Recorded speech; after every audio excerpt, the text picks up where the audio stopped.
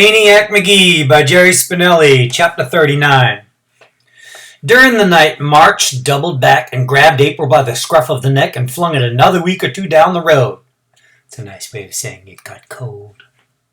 When Maniac slipped silently from the house at dawn, the only way he'd ever managed to get away, March pounced with cold and nasty paws, but Maniac wasn't minding. The reunion with the Beals had been ecstatic and tearful and non-stop happy, and inside he was pure July. He was half a block up Sycamore before he stopped tiptoeing. Minutes later he crossed Hector. The streets were dry, an occasional scrap of chewed rawhide was all that remained of the worms. Hours later, Russell and Piper spotted him 3 blocks off. "Maniac, you're alive!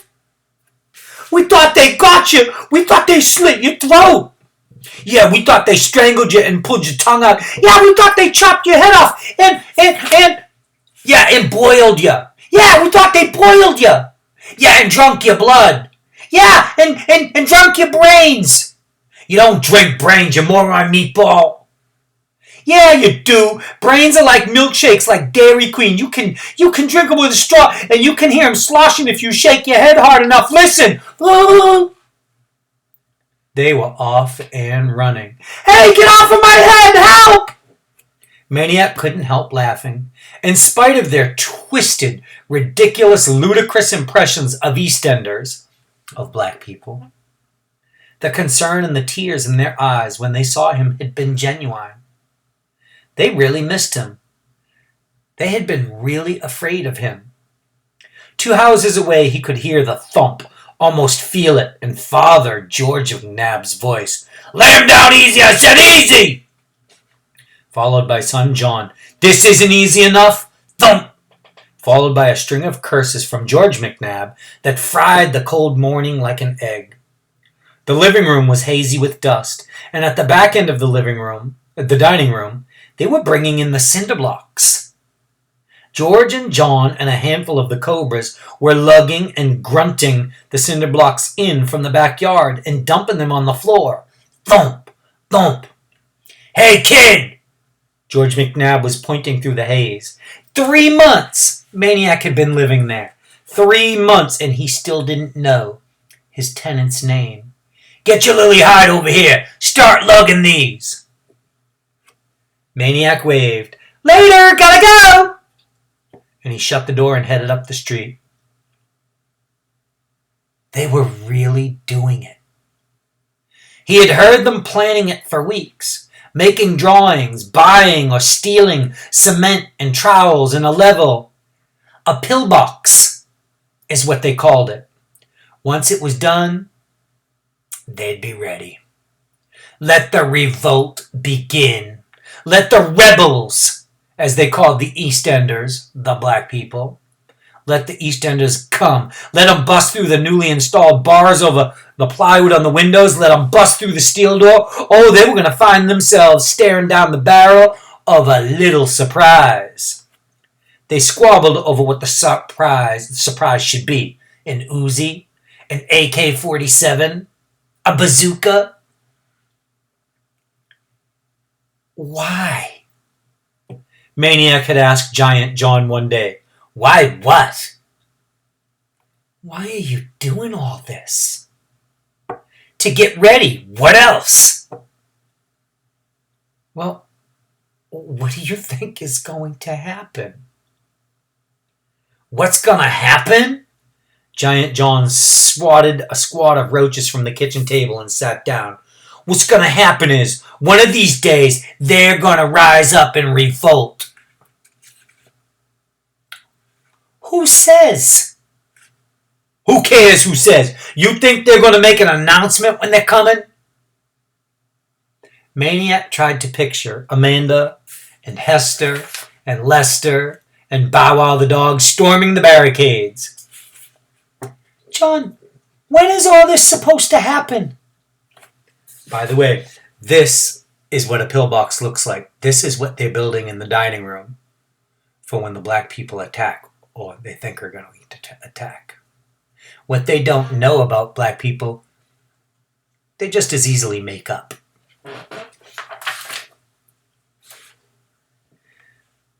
When is all this supposed to happen, John? John shrugged. You never know. Maybe this summer. He jumped up and grabbed a beer from the fridge and flipped it open. They like to revolt in the summer. Makes them itchy. They like to overrun the cities. This time, we're gonna be ready. And he told Maniac what he often imagined, lying in bed, that the blacks were gonna sweep across Hector one steaming summer night with torches and chains and blades and guns and war cries and marauding and looting and overrunning the West End, the White End. Climbing in through smashed windows, doors, looking for white people, bloodthirsty for whites like Indians in the old days. Indians on a raid. That's what they are. Giant John nodded thoughtfully. They're today's Indians. The cockroach strolling up his pant leg wasn't the only thing making Maniac feel crawly. The ideas coming out of John's mouth and making him feel sick to his stomach. He shook off the roach and he moved to the center of the kitchen to surround himself with as much space as possible. But, John, I don't hear them talking about revolts. Other people aren't saying this stuff. Nobody else is building a pillbox but you. Giant John tilted the last of the beer in his mouth. Maybe when we do, maybe they will too. That had been weeks before, and now the pillbox was actually underway. It was no longer a sick idea in the backyard, but it was a reality in the dining room. Now, there was no room in this house that Maniac could stand in the middle of and feel clean. Now, there was something else in that house. And it smelled worse than any dog turds or garbage. Side note, can you think of what it is in that house that smells worse than garbage and smells worse than dog poo? He's talking about the hatred and the racism. Chapter 40. He ran far that day away from the town, letting the wind wash him. And when he returned to the West End, he heard in the distance Mrs. Pickwell whistling her children to dinner. Though he had heard the whistle many times, he had not answered it since his first day in town. Now he felt, as he had that day, that the whistle was meant for him. This time, of course, there was a difference. This time, he wasn't a stranger. He was Maniac McGee, the kid who had walked barefoot through the dump near their house. The Pickwell kids cheered when he showed up, and they treated him like a legend in the flesh. Mrs. Pickwell did better. She just treated him like a member of the family, as if she would have been surprised if he hadn't come on the whistle. Nor was Maniac the only visitor for dinner. Mr. Pickwell had brought home a down-and-out shoe salesman in sore need of sympathy and a good meal. And as Maniac ate and talked and laughed his way through dinner, he couldn't help thinking of the Beals. How alike these two families were. They were both friendly, they were both giving, accepting. So easily he could picture the Beals' brown faces around this dinner table, and the little Pickwell kids' white bodies in the bathtub at 728 Sycamore. Whoever made Hector Street a boundary between black and white, it surely was not these people. Fortified by his good time. Fortified means makes you feel better and stronger and just all around good. Fortified by his good time at the Pickwells, Maniac returned to the McNabbs. After the East End scare, Russell and Piper no longer demanded stunts of him in return for attending school. On the one hand, this was a relief to Maniac. On the other, it left him with little influence over the kids. He could always extort a day or two in class from them with the free weekly pizza. But beyond that, he would goad them towards school any way he could. Goad means to get someone to do something. He organized a marbles tournament that could take place only in the schoolyard during recess. He tried reading to them, as he had to Hester and Lester, and to Grayson, but they paid as much attention to him as the roaches did. He took them to the library. Then he scrapped that idea after the shenanigans left the librarian blubbering they left her, and Blueface. And then May arrived with its warm weather and blew away what little power he had over the boys left. The boys began again to dream of travel. Wood appeared in the backyard. They were building a raft. "We're going to sail down the river to the ocean," they said. And one day he heard frenzy horn honking and screaming, and he turned to see an ancient, rusty, gas-guzzling hog convertible. It's a car rolling by, with Russell behind the wheel, and Piper jumping up and down and shrieking in the back seat. 6 and 8 years old, and they stole the car. And by the time Maniac caught up, they were gone, and the car was shuddering against a telephone pole. Another time, he had to run them down and haul them back to Dorsey's grocery store, where he made them empty their belongings and empty their bulging pockets of the 50 bubblegums that they had stolen. It was a maddening, chaotic time for Maniac. Running in the morning, reading in the afternoons gave him just enough stability to endure the zany, crazy nights at the McNabbs. When he asked himself why he didn't just drop it and drop them, the answer was never clear. It wasn't so much that he wanted to stay as he just couldn't go. In some strange, vague way, to abandon the McNabb boys would be to abandon something in himself. In some way, he couldn't shake the suspicion that deep inside Russell and Piper McNabb, in the prayer dark seed of their kidlyhoods, they were identical to Hester and Lester. The only difference was the color of their skin. But they were spoiling.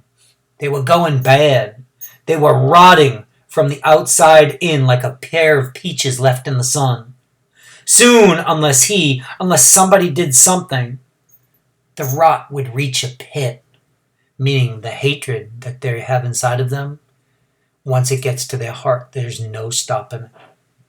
And yet, he held back. Oh, he prodded and persuaded and inspired and bribed the boys to do the right thing. But he never forced them to do the right thing. He never commanded, never shouted, because to do that was to be parental, like a parent.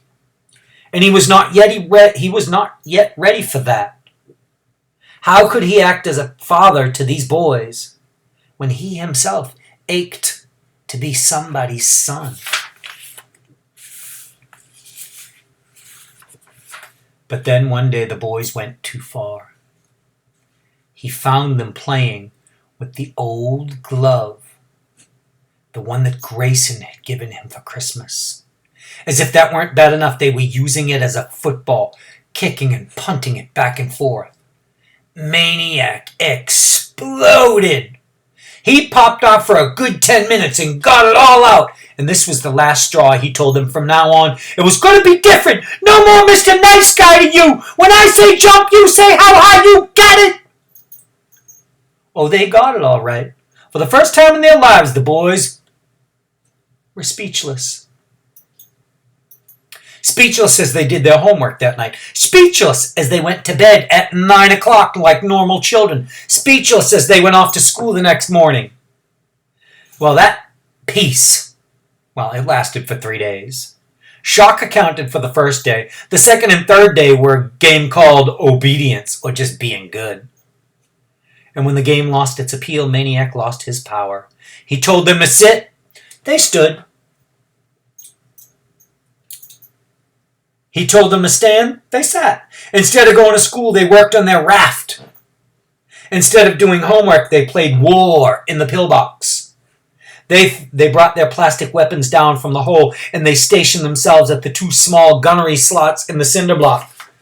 See the gunnery slots? And they blasted away at anyone moving through the house, not to mention imaginary rebels streaming through the door and over the window sills. Stop it! Maniac finally yelled and snatched the 2 red gun barrels protruding from the slots. In a moment, 2 more barrels appeared in the gunnery slots. Stop! he commanded. We ain't shooting you, Russell whined. We're shooting the blacks, the rebels. Ba-bam, ba-bam, ba-bam! Pa, pa, pa, pa! I got one! Bam, bam! Oh, I got another one! Russell said. I said stop! Maniac grabbed the guns and threw them on the floor, and he stomped on them. He didn't stop until there were piles of splinters, and the only sound was that of the turtle scratching somewhere in the room. The gunnery slots framed the boys' dumbstruck faces. Russell was the first one to speak. Get out of my house! Yeah, sneered Piper. Get out of here! Maniac went upstairs, got his satchel, and he was gone.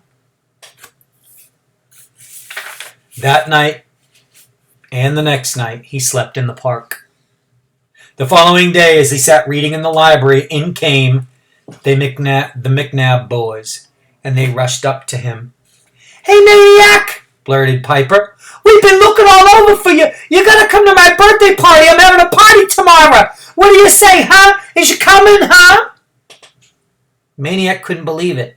The ugly feelings of the other day showed nowhere on their excited faces. Come on, Maniac, you gotta come! And just like that, as he stared at them, the idea came. An idea as zany as they were. The words seemed to lift right off of their faces, like sunburnt skin peeling. Yeah, well, okay, I'll come, said Maniac, on one condition. What's that? If I can bring somebody with me. Sure, bring everybody. We're gonna party. The librarian edged closer to the phone.